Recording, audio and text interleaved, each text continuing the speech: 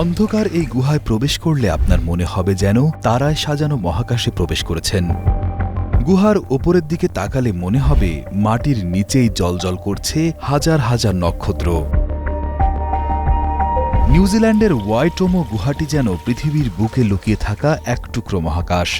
এই অদ্ভুত সুন্দর আলোর উৎস আসলে নক্ষত্র নয়, বরং লাখ লাখ গ্লো ওয়ার্ম বা এক ধরনের বিশেষ পোকা, যা শুধুমাত্র এই অন্ধকার গুহাগুলোতেই নিজেদের জাদুকরী আলোকছোটা ছড়িয়ে দেয়।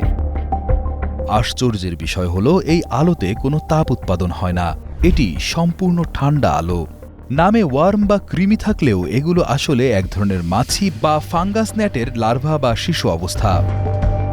বিজ্ঞানীদের ভাষায় নিউজিল্যান্ডের এই পোকাগুলোর নাম অ্যারাকানোকম্পা লুমিনোসা। এরা দেখতে অনেকটা মশার লার্ভার মতো।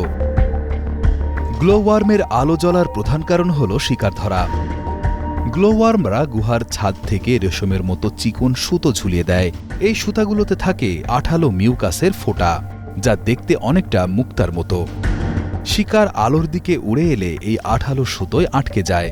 এরপর গ্লোওয়ার্ম সুতো গুটিয়ে শিকারকে উপরে তুলে খেয়ে ফেলে। গুহার ভেতরে নৌকা ভ্রমণ বা ব্ল্যাক ওয়াটার র্যাফটিংয়ের মাধ্যমে পর্যটকরা এই দৃশ্য উপভোগ করতে পারেন।